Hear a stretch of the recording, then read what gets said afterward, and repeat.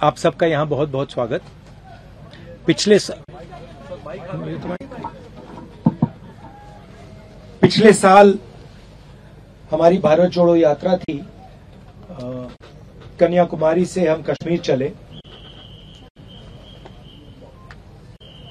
और काफी इम्पैक्टफुल ऐतिहासिक यात्रा रही। उसके बाद काफी लोगों ने हमें कहा कि कन्याकुमारी से कश्मीर अगर यात्रा की है तो वेस्ट से ईस्ट या ईस्ट से वेस्ट भी होनी चाहिए, और काफी सजेशंस आए। तो एंड में कांग्रेस पार्टी ने डिसीजन लिया कि हमें ईस्ट से वेस्ट यात्रा करनी चाहिए। ये यात्रा न्याय यात्रा है, भारत जोड़ो न्याय यात्रा। इसका लक्ष्य सामाजिक न्याय, आर्थिक न्याय, राजनीतिक न्याय का है, मुद्दे उठाने का है। मणिपुर में हमने ये यात्रा शुरू की। इसके पीछे सोच थी क्योंकि मणिपुर के साथ बहुत भारी अन्याय हुआ है। पहली बार हिंदुस्तान की स्टेट में महीनों के लिए हिंसा चल रही है और प्रधानमंत्री जी, बीजेपी के लोग वहां गए तक नहीं है। मणिपुर के बाद हम नागालैंड से निकले। यहां भी एक कमिटमेंट किया गया था। प्रधानमंत्री ने नागालैंड के लोगों से कमिटमेंट किया था। उस कमिटमेंट को भी पूरा नहीं किया गया जो एग्रीमेंट था। तो ये यात्रा महाराष्ट्र तक जाएगी। एक इशू है, मैं चाहता था कि पैदल यात्रा हो, मगर वो थोड़ा ज्यादा लंबा हो जाता, टाइम नहीं था। तो ये हाइब्रिड यात्रा है, मगर हमारी कोशिश रहेगी कि ज्यादा से ज्यादा टाइम हम जहां भी पैदल चल सकें हम पैदल चलें। भारत जोड़ो न्याय यात्रा है, वो विचारधारा की यात्रा है। इंडिया अलायंस चुनाव लड़ेगा, अच्छी तरह चुनाव लड़ेगा, चुनाव जीतेगा। ये इस यात्रा का लक्ष्य जो न्याय का सवाल है उसको जनता के सामने रखने का है। सामाजिक न्याय, आर्थिक न्याय, राजनीतिक न्याय, उसमें बहुत सारी इश्यूज हैं। कास्ट सेंसस का इशू है। जैसे यहां पे नागालैंड में अभी बातचीत हुई कि यहां पे वायदे किए गए थे, वो वायदे तोड़े गए हैं। मणिपुर में आपको दिख रहा है क्या हुआ है। तो इन मुद्दों को उठाने की यात्रा है, विचारधारा की यात्रा है। इलेक्शन कैंपेन होगा, वो प्रोसेस चलेगी, उसमें हम सब भाग लेंगे। हाँ जी सर, भारत जोड़ो यात्रा जो पहला चरण था उसमें भी मैं था यात्रा में। उसमें आप पैदल चलते थे तो लाखों लोग साथ होते थे। इस बार यात्रा में हर 2 मिनट पर आपको उतरना पड़ रहा है, क्योंकि कतार में इतने लोग होते हैं। आगे आपको लगता है कि आपको नीचे उतरना ही होगा। फिर एक सवाल हो रहा है सर इससे जुड़ा हुआ, एक ही सवाल। अगर एक सवाल, ये आपका अच्छा सवाल है, इसका मैं पहले जवाब दे देता हूं। देखिए, टाइम की कमी है। अभी हम मणिपुर, नागालैंड में हैं। यहाँ पे काफी लंबे गैप्स हैं, तो उसमें तो बस में ही जा रहे हैं। मगर जब हम असम में, बंगाल में, बाकी स्टेट्स में आएंगे तो मुझे लगता है कि जो वॉकिंग एलिमेंट है वो ऑटोमेटिकली बढ़ जाएगा। मगर टाइम का इशू है, क्योंकि हम इसको मतलब 4-5 महीने लंबा तो नहीं खींच सकते हैं। वो पिछली यात्रा 150 दिन की थी, 150 दिन नहीं है, तो इसको थोड़ा हमें टाइट करना पड़ रहा है। तो देखिए, इंडिया अलायंस के जो प्रोसेसेस हैं, डिस्कशंस हैं, अच्छी तरह चल रहे हैं। ज्यादातर जगह आसान है, ज्यादा कॉम्प्लिकेशंस नहीं है। 1-2 जगह थोड़े ज्यादा कॉम्प्लिकेटेड हैं, मगर मुझे लगता है कि काफी आसानी से जो सीट शेयरिंग की बात है और बाकी चीजें हैं, हम इनको रिजॉल्व कर लेंगे और काफी अच्छा इंडिया अलायंस चुनाव लड़ेगा। हाँ संजय। राहुल जी, आपने कल एक सभा में कहा था कि आप एक अल्टरनेट विजन देंगे ड्यूरिंग दिस यात्रा। वो अल्टरनेट विजन चुनाव के दौरान आएगा, उससे पहले आएगा, और अल्टरनेट विजन का कुछ ब्रॉड एक पैरामीटर्स क्या है ये स्पेल आउट कर सकते हैं? ऑल्टरनेट विजन का फाउंडेशन हमने पिछली यात्रा में रखा था कि हम नफरत का बटा हुआ टूटा हुआ हिंदुस्तान नहीं चाहते हैं।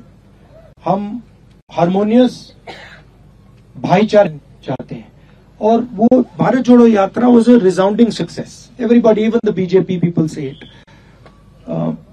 नाउ उसका अगला कदम जो बीजेपी का जो मॉडल है, जो नफरत भरा हिंसा का मॉडल है, वो अन्याय का मॉडल भी है। उसमें 2-3 बड़े उद्योगपतियों को देश का पूरा धन मिल जाता है। जो ब्रॉड हमारी कम्युनिटीज हैं, सोशल ग्रुप्स हैं, दलित हैं, आदिवासी हैं, ओबीसी हैं, उनका पार्टिसिपेशन नहीं होता है। मैंने उदाहरण दिया, 90 अफसरों का मैंने उदाहरण दिया, और पूरे देश में इस बात को एक्सेप्ट की गई कि हिंदुस्तान की सरकार को जो ओबीसी हैं, दलित हैं, आदिवासी हैं, वो चलाते ही नहीं है। तो ये इश्यूज उठाई जाएंगी, बट मेन चीज हम रखना चाहते हैं कि जिस प्रकार से देश में अन्याय हो रहा है, इस अन्याय के बीच में और नफरत और हिंसा के बीच में लिंक है। अन्याय से नफरत बढ़ रही है, हिंसा बढ़ रही है, और बीजेपी आरएसएस का लक्ष्य एक्चुअली चुने हुए लोगों को हिंदुस्तान का पूरा फायदा, पूरा धन पकड़ाने का है। तो ये हम न्याय यात्रा में थोड़ी डिटेल में स्टेट वाइज हम ये बात जनता के सामने रखेंगे। जरिंदर, एक सवाल। राहुल जी, इंडिया गठबंधन के लिए आपने कहा कि तैयारी अच्छी चल रही है और बीजेपी को आप हराएंगे, लेकिन पिछली जो बैठक हुई उसमें संयोजक का सवाल उठा और नीतीश कुमार ने ये कहते हुए ठुकरा दिया कि ममता बनर्जी इस पर सहमत नहीं है और इस बात से नीतीश कुमार नाराज है। क्या आप लोगों को इस बात की आशंका है कि नीतीश कुमार आने वाले दिनों में इंडिया गठबंधन छोड़कर एनडीए में शामिल हो सकते हैं?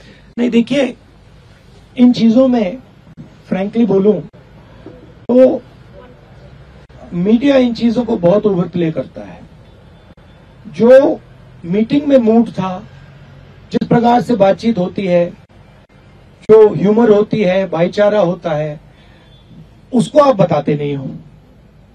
आप एक मुद्दे को उठा के मतलब मेन इश्यूज को बना देते हो। देखिए, there is mutual respect and affection between the leaders of the India formation.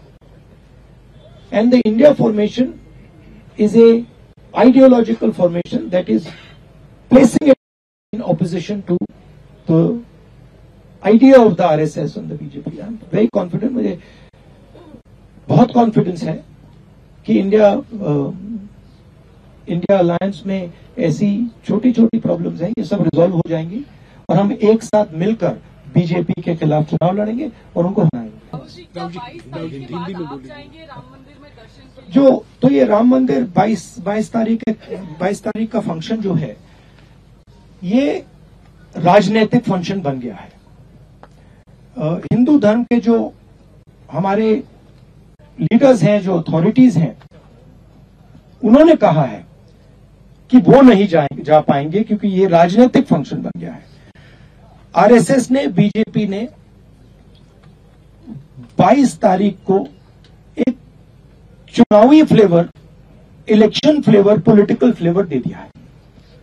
इसीलिए कांग्रेस प्रेसिडेंट ने इनकार किया वहां जाने का।